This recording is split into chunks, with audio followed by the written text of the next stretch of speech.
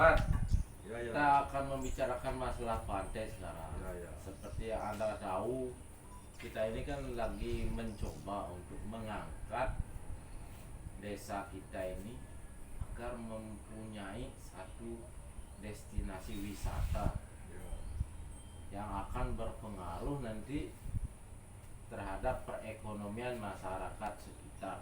Bagaimana tanggapan Anda terkait dengan hal itu, Pak?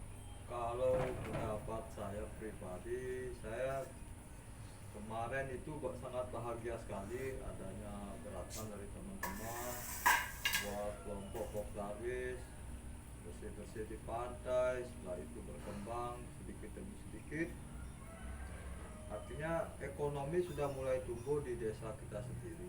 Orang luar sudah datang, orang luar sudah mengenal bagaimana pantai, keindahan pantai kita karena kekompakan. Namun akhir-akhir ini mungkin ada pihak-pihak yang belakangan hari lah, ada pihak-pihak yang kurang setuju atau bagaimana, kita tidak tahu. Yang jelas tujuan kita adalah bagaimana mensejahterakan warga yang ada di sekitar kita.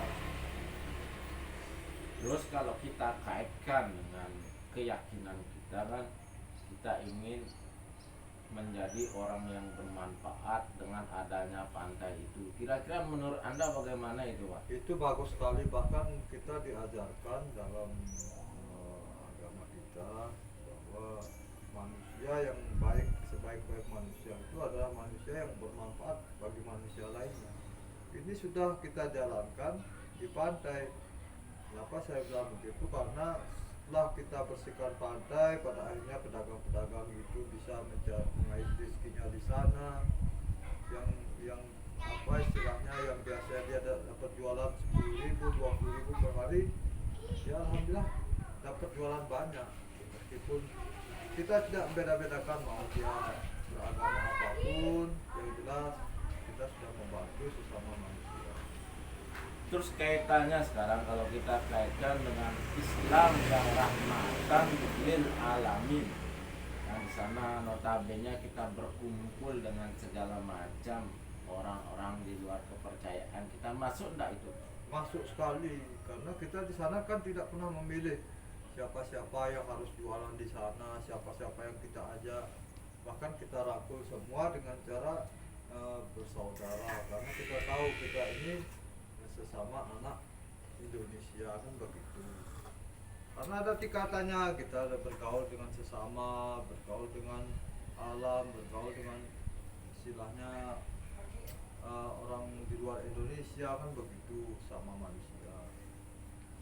Kedepannya kalau prediksi Anda, pantai itu akan seperti apa dalam 5 atau 10 tahun yang akan datang kalau kita terus gali potensi yang ada di sana? Kalau saya sudah dari sekarang saja sudah hitungan hanya beberapa bulan, pantai ini sudah melebar, informasinya meluas kemana-mana. Bahkan kita tahu sendiri ada orang di luar kabupaten kita ini sudah bermain di sana. Artinya mereka sudah menghidupkan ekonomi warga yang ada di sekitar kita. Makanya kalau kedepannya terus kita kompak, terus kita mau bersatu tanpa harus memikirkan keuntungan yang lain atau bagaimanapun, pasti akan tetap berjalan sesuai dengan keinginan dan cita-cita seperti awal. Nah, sekarang di lapangan ini sesuai dengan situasi dan kondisi saat ini, seluruh ya kan ngomongnya global ini, tidak Indonesia aja sekarang terpapar varian Omikron. Kita kira-kira langkah-langkah apa yang perlu kita jalankan sehingga pantai ini tetap bisa berjalan seperti biasa? Sebenarnya maaf sekali, saya sebenarnya kalau pribadi saya kurang setuju pantainya ditutup. Itu pribadi saya. Kalaupun ada memang yang terkena COVID, itu kan sudah ada istilahnya penanganannya, bagaimana dia isolasi mandiri. Isolasi mandiri hanya beberapa orang, yang jangan sampai nanti yang terdampak 2 orang terus korban malah banyak, begitu. Maksud saya begini loh, dalam segi ekonomi dulu, dalam segi ekonomi artinya satu orang ini yang sakit semua kita sapu ratakan, tidak begitu sebenarnya saudara. Artinya ya kita tetap jalankan prokes sesuai dengan aturan pemerintah, bagaimana kita pakai masker, terus dengan adanya surat edaran itu kan kita tidak disuruh menutup, hanya himbauan bagaimana untuk istilahnya biar tidak ramai begitu berkerumun atau karena kan biasanya minggu kita rame-rame di sana, kita minggunya kita tutup di luar. Kasihan ekonomi teman-teman yang di sana pada akhirnya kan mati. Karena pertimbangan saya lihat bandara masih buka, itu jauh lebih banyak daripada wisata yang ada di Pengulon pengunjungnya. Kalau hari Minggu jangan ditutup. Hari Minggu kan kita puncak dari kegiatan kita kan, puncak dari orang menghilangkan stres, menghilangkan kepenatan dari rutinitas setiap Ya, hari. karena saya bilang begini karena surat edarannya itu kan berisi mengurangi kegiatan, membatasi. Artinya kita membatasi orang-orang yang datang. Kalau minggu itu kan membeludak, itulah yang akan menjadi permasalahan. Karena saya juga nggak menjamin. Jadi ada orang sakit, kita yang disalahkan di pantai, kan khawatirnya seperti itu.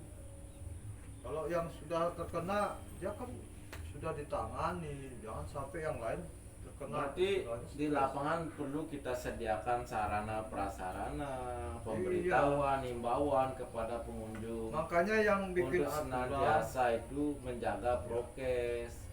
makanya yang bikin aturan seperti ini bukannya saya kurang setuju. Saya tidak sependapat dengan mereka karena mungkin mereka tidak merasakan apa yang kita rasakan di pantai begitu. Seperti teman-teman kita yang berjualan hasilnya berapa sih per hari begitu. Kopi dulu ya. Berarti perlu kita tambah fasilitas untuk Iya, himbauan. untuk prokes terus teman-teman. Paling tidak kita ikut mengkampanyekan Ya betul. bagaimana biar masyarakat ini taat dan sadar akan prokes kesehatan itu. Kalau begini loh saudara, jadi kalau kita bandingkan dengan di pasar Seridet saja, itu kalau kita per hari pasar Seridet buka dari pagi sampai sore, itu manusia berkerumun di sana. Kalau memang mau aturan mau dijalankan, harusnya yang di sana ditutup, ya warung-warung di jalan juga ditutup, begitu. Karena yang datang ke pantai kan hanya segelintir manusia aja, kecuali hari Minggu. Berarti mau tidak mau potensi penyebaran virus ini akan terus terjadi kalau situasinya seperti itu kan seperti itu jadinya ya kesimpulannya ya. Sebenarnya jangan warga itu dikasih apa namanya pemikiran yang bikin dia takut, stres. Padahalnya imun tubuhnya kan turun. Jadi kalau pantainya buka terus, dia lihat biar tidak stres pantainya, olahraga di pantai, biar sehat terus. Kita jadikan itu sebagai tempat untuk penyembuhan orang-orang yang terpapar kan seperti Ya itu ya. itu terapi lah istilahnya. Air laut itu kan mengandung obat ya. Ya betul. Mengandung obat, mengandung garam juga ya.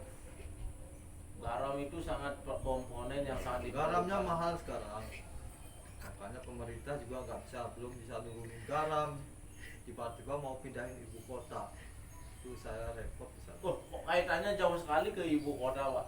Ya makanya itulah nggak ngerti sama negara kita ini. Negeri kita ini sebenarnya sedang sakit. Oh. Makanya orang sakit harus kaya, orang miskin dilarang sakit, orang sakit dilarang miskin. Gitu. Siap. Kalau Ya, ekonomi pokoknya- bagus, berarti tentunya orang-orang akan menjadi sehat Iya pikirannya. sehat, semua tergantung ekonomi sebenarnya. Berarti pantai sekarang kita ditutup, ekonomi tidak bagus, berarti kita Merosot sekali akan membuat pikiran kita jadi sakit ya. pada akhirnya orang akan takut main ke pantai. Khawatirnya di sana dibilang penyebab datangnya penyakit. Itu Padahal kita stres kalau tidak main ke pantai ya. Untuk Iya, orang-orang yang sekali. mencintai pantai seperti kita ini ya. ya. Lihat video dulu. Itu HP Rabu. Itu jangan HP.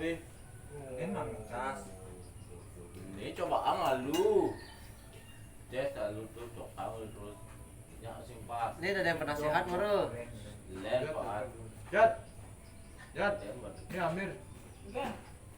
Ayo kene video di upload. Kemarin kasane salam bang Berarti podcast kali ini pembahasannya sampai di situ aja nih, Di Bos. situ aja dulu, tetap semangat untuk teman-teman yang istilahnya yang sudah semangat di pantai, teruskan berkarya, jangan bosan-bosan. Bagaimanapun kita harus belajar menjadi manusia yang bisa bermanfaat bagi manusia di sekitar kita. Oke, sip. Terima kasih atas informasinya, Pak Pat.